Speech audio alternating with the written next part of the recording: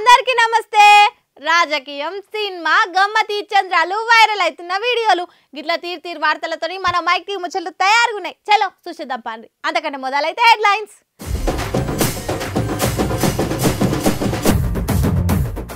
ఆంధ్రాలో ఒక్కటైన 3 పార్టీలు ఇరిగినట్టేనా పంకరెక్కలు.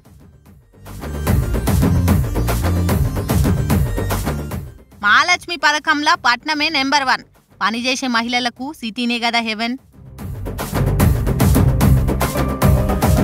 ఇవే ఆఖరి ఎన్నికలు అంటున్న కొడాలి. గుడివాడ పబ్లిక్ అంటున్నారు. ఇసోంటి అన్ని ఎవరు నమ్మాలి? మనిషి జీవితము నీళ్లతోటే ముడిపడుంటది.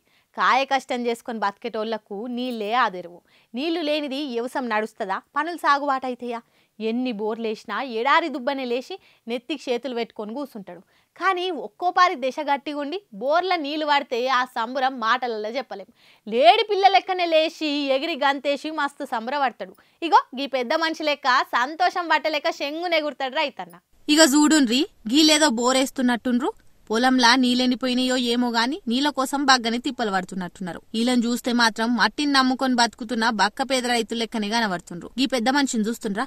అగో అగో ఏయ్ ఎగిరి దుంకవట్టెప్పో. అరే అరే ఆగవే బాపు, ఏమన్నే గుర్తున్నావా? పాపం ఎన్ని బోర్లేసిండో, ఎంత పైకం పెట్టిండో, ఎన్ని గోసలు పడ్డాడు. గంగమ్మ దయదలిచి బుంగ పడ్డట్టు పైకి ఎగురుతుంటే రైతన్న ఆ సంబురాన్ని ఆపుకోలేకపోయిండు. ఇది ఎక్కడ జరిగిందో తెలియదు గాని సోషల్ మీడియాలో బాగా వైరల్ అవుతుంది. ఇగో ఇది రైతు సంబురం అంటే, నీళ్ల ఇల్వ తెలిసినోళ్ల సంతోషం అంటే అని కామెంట్లు చేస్తుండ్రు జనాలు. నిజమే కదా, గిట్టుబాటు రాకపోయినా పెట్టిన పైసలు కూడా వెళ్ళకపోయినా రైతు వ్యవసాయమే చేస్తాడు. భూతల్లికి చేసిన చేత ఊకే ఓదు. ఇప్పుడు కాకున్నా రేపన్నా ఫాయిదుంటదేమో అని మట్టిని నమ్ముకొని బతుకుతాడు. ఇట్లా నీళ్లు పడ్డప్పుడు పంట ఇంటికి చేరినప్పుడు పట్టరాని సంతోషంతోని ఉబ్బి తప్పిపోతాడు. చిన్న చిన్న ఆశలు, చిన్న చిన్న జీవితాలయ్యి. అసొంటి రైతు బాగుంటేనే దునియా బాగుంటది.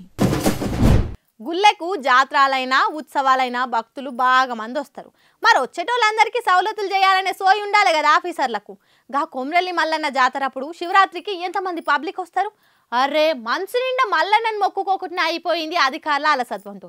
కొమ్రెల్లి మల్లన్న జాతరకు పోయినోళ్లకు దర్శనానికి ముందుగాలే దేవుడుగా అనిపించిండు. క్యూ లైన్లల్లా నిలబడ్డోళ్లు బారికేడ్లు దుంకి గాయి చేసే వరకు పోలీసోళ్లు లాఠీ చార్జ్ చేసి కంట్రోల్ చేయాల్సి వచ్చింది. ఎక్కడెక్కడి నుంచో భక్తజనం పోలీసోళ్ల చేతిలో దెబ్బలు తినే కథ అయింది. వచ్చే భక్తులకు తగ్గట్టు ఆఫీసర్లు క్యూ లైన్లు ఏర్పాటు చేయలేదని అంటున్నారు. గుడి కమిటోళ్లు తూతూ మంత్రంగా ఏర్పాట్లు చేసే వరకు ఒగల్నొగలు దొబ్బుకొని పోయే కథ అయ్యిందట. ఇక లైన్లు ఉన్నోళ్లు ఆగమయ్యే వరకు పోలీసోళ్లు లాఠీకి పని చెప్పిండ్రు. దేవుని కాడి కంటే బాలింతలు, ముసలోళ్లు, శాతగానోళ్లు, పిల్లగాన్లు అందరూ వస్తారు. ఎండాకాలం గోలే మంచి సౌలతులు చేయాలి గాని ఈసారి ఎందుకో మరి కొమ్రెల్లి మల్లన్న దేవస్థానం కమిటోళ్లు జనాలతోని తిట్లు తినే కథలు చేసుకుండ్రు. గుడివాడ గుర్రం కొడాలి నానన్నకు అప్పుడే రాజకీయాల వైరాగ్యం వచ్చిందా ఎట్లా? ఏమిట్లకేం కాలే, అప్పుడే 100 సెంచరీలు తీసిన క్రికెటర్ లెక్కనే రిటైర్ అయితా అని అంటున్నాడు. మరి గంతగనం కోస ఏమొచ్చనే, ఏం కష్టం వచ్చిందే నానన్న గంత పెద్ద మాటలు అనబడితివి? నువ్వు గీ ఏజ్కే గిట్లా మాట్లాడితే మళ్ళీ నెత్తెంటికలు పల్సగాయి ఏండ్లు మీద పడ్డోళ్ళు ఏమనాలే? కోడాలి రానన్నకు సీటీఆర్ అన్న సంగతేమన్నా లీక్ అయిందా ఎట్లా? ఏందో మరి అన్న మాటలు చూస్తుంటే అందరికి గసొంటి అనుమానాలే వస్తున్నాయి. ఇప్పుడు రాబోయే ఎన్నికలే నాకు ఆఖరి ఎన్నికలు. ఈ ఎన్నికలల్లా జనమేమన్నా జీవగంజి వస్తే మళ్ళా గెలుస్తా, లేకుంటే 2029లో సప్పుడు చేకూకుంటా అని అంటున్నాడు. అప్పటికి నా వయసు అయిపోతది, రిటైర్ అయితా అని అన్నాడు. మరి అప్పుడే ఎందుకింత వైరాగ్యం వచ్చిందో అన్నకు? జస్ట్ ఇప్పుడే నానన్నకు 52 ఏండ్లు, 2029 నాటికి 57 ఏండ్లు అయితాయి. అయినా అన్నేమన్నా గవర్నమెంట్ జాబ్ చేస్తుండా? 60 ఏండ్లు వచ్చినాక రిటైర్ అయ్యేతందుకు 80 ఏండ్లున్నోలే రాష్ట్రపతులు, ప్రధానమంత్రులు అవుతున్నారు. శాత కాకుండా కాటికి గాలి జాపినోళ్లు కూడా ఎంపీనో ఎమ్మెల్యేనో అయితా అని ఆశపడుతున్నారు. ఆసోంటిది నానన్నేంది, నాకొద్దు రాజకీయాలు అని దప్పుకుంటా అని అంటున్నాడని క్యాడర్ చిత్రం అయిపోతుందట. ఉంటే వైకుంఠం, లేకుంటే ఊకుంటాం అన్నట్టు టికెట్ ఇస్తే పోటీ చేస్తా, లేకుంటే సప్పుడు చేకో ఊకుంటా అని అంటున్నాడు. మరీ ఎలక్షన్లు వస్తున్నాయి కాబట్టి మళ్ళా గెలిచేతందుకే సింపతి కోసమే ఇట్లా మాట్లాడతలేవు కదా. ఎందుకంటే రాజకీయాలకు నీ అసొంటల అవసరం ఇప్పుడు షానున్నదన్న.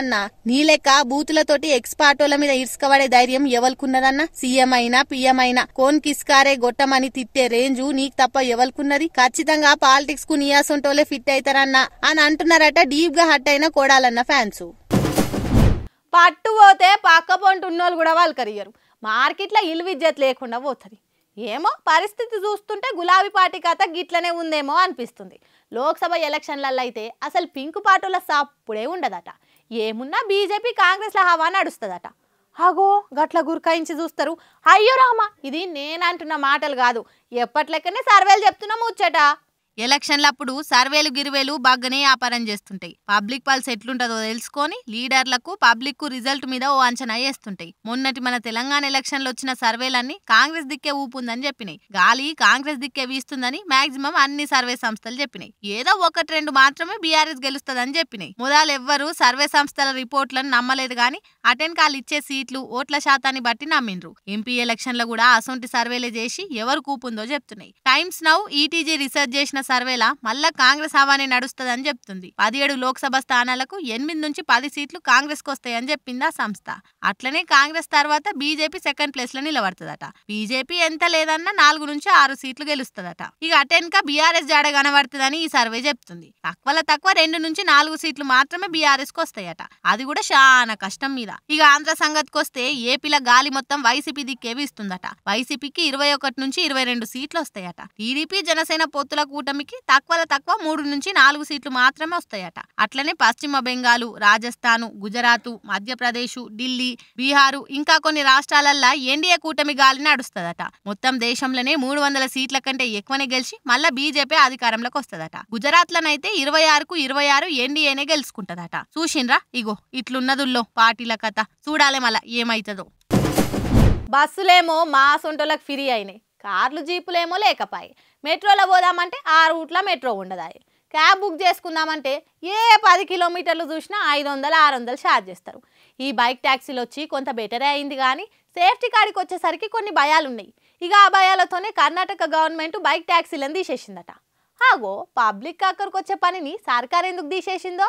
ఈ ట్రాఫిక్ రోదను ట్యాక్సీల ఛార్జీలను తప్పించుకుంటందుకు మన దగ్గర అందుబాటులో ఉన్న దాంట్లో బైక్ ట్యాక్సీలు చాలా బెటరు. ఏముంది, మనం ఏ సందులో డ్రాప్ ఉందని చెప్పినా వస్తారు, ఎంత దూరమైనా వస్తారు. ఛార్జీలు కూడా పెద్దగా ఉండయి. ఈ బైక్ ట్యాక్సీలు ఎంతో మందికి ఉపాధిని, పార్ట్ టైం జాబ్లను చూపిస్తుంటే ప్యాసింజర్ కు చాలా కంఫర్ట్ గా ఉంటది. అయితే అమ్మాయిల విషయానికి వస్తే మాత్రం అంత సేఫ్టీగా లేదని అంటున్నారు. ఈ నడుమ ఆడోళ్ల మీద దాడులు, అఘాయిత్యాలు ఎక్కువైనాయి కదా, అందులో ఎక్కువ ఈ ట్యాక్సీలు బైక్ ట్యాక్సీలు నడిపేటోళ్లతోనే అయినాయని వార్తలు వస్తున్నాయి. ఇక దీన్ని ఇట్లనే చూసుకుంటూ ఉండలేమనుకుంటుందట కర్ణాటక గవర్నమెంట్. అమ్మాయిల రక్షణ కంటే వేరేది ఏది ఎక్కువ కాదు అని బైక్ ట్యాక్సీల మీద నిషేధం పెట్టిందట. సేఫ్టీ లేని కారణంగానే రాష్ట్రంలో బైక్ ట్యాక్సీ సిస్టమ్ ను తీసేస్తున్నామని చెప్పింది సర్కారు. కానీ పురాగా తీసేయకుండా కొన్ని కండిషన్లు పెట్టి చూద్దామని అనుకుంటారట. కాకపోతే మెజారిటీ జనాలు బైక్ ట్యాక్సీలు వద్దనేసరికి ఇక వీటిని మొత్తానికి బంద్ పెడితే మంచిదని ఈ నిర్ణయం తీసుకుంటారట. ఏమంటారు? కర్ణాటక సర్కార్ తీసుకున్న నిర్ణయం మంచిగానే ఉందా? మరి మన తెలంగాణలో కూడా ఈ సిస్టమ్ ను ఉంచుదామా, తీసేద్దామా? జర ఆలోచన చేసి కింద కామెంట్ చేయండి.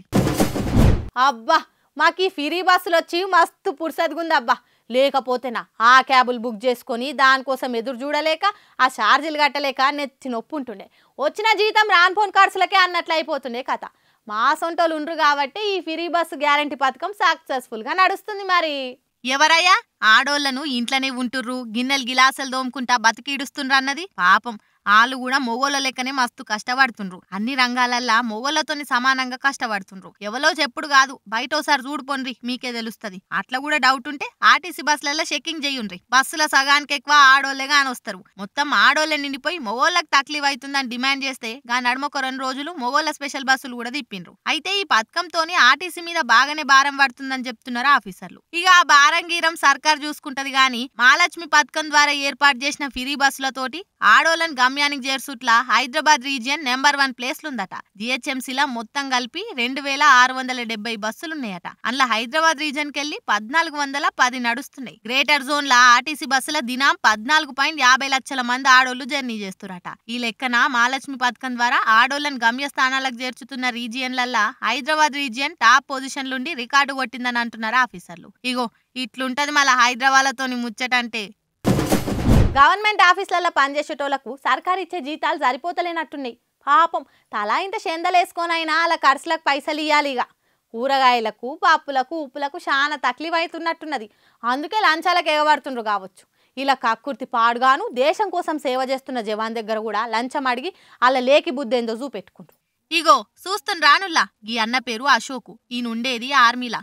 దేశం కోసం ఇల్లును కుటుంబాన్ని వదిలేసి ఆడేడను దూరంగా సైన్యంలో పనిచేస్తుంటాడు గీ అన్న. అయితే ఇలా సొంతూరు రంగారెడ్డి జిల్లా కొందర్గంట. ఇక ఊళ్ళో సొంతం ఎంతో కొంత జాగల పొలాలు ఉంటాయి కదా, గట్లనే ROR పహానీల అవసరం పడి కొందరుగా తహసీల్ ఆఫీస్ లో దరఖాస్తు పెట్టుకుంటట. నేను ఆర్మీలో పనిచేస్తా, ఊకుకే వస్తందుకు కుదుర్తలేదు, మళ్ళీ ఎప్పుడో సెలవు దొరికేది, జరగి పని వీలైనంత జల్దీ చేయుండ్రి సారు అని ఒక్క తీరుగా బతిమలాడిందట పాపం.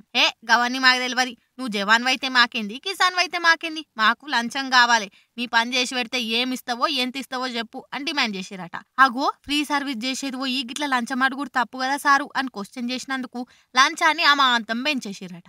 40,000 రూపాయల లంచం ఇస్తని నీ పని అవుతుందని కొందరుకు తహసీల్ ఆఫీసులో చేసే హేమంత్, బాలరాజ్ అనే 2 ఉద్యోగులు మస్తు ఇబ్బంది పెట్టిరట. పాపం ఆయన ఒక జవాన్ అయి ఉండి కూడా, ఓ మంచి ఉద్దేశం కోసం ఆర్మీలో చేరికైన వ్యక్తి అయి ఉండి కూడా తప్పక 30,000 రూపాయలు ఇచ్చిండట ఆ పని కోసం. ఎంత బాధ అయిందో ఏమో గాని దాన్ని మనసులనే దాచిపెట్టుకోలేక ఇగో ఇట్లా ఒక వీడియోని ఇడిచిండు. మీరే చెప్పుండ్రి ఇసొంటోళ్ళను ఏం చేద్దామో. చూసిరాన్లా నేను పట్టుకొచ్చిన ముచ్చట్లు ఎట్లున్నాయో, ఇంకిని ముచ్చట్లతోటి మళ్ళా కలుద్దాం. అప్పటిదాకా చూస్తూనే ఉండుర్రి మన మైక్ టీవీ ముచ్చట్లు. ఏమంటున్నా?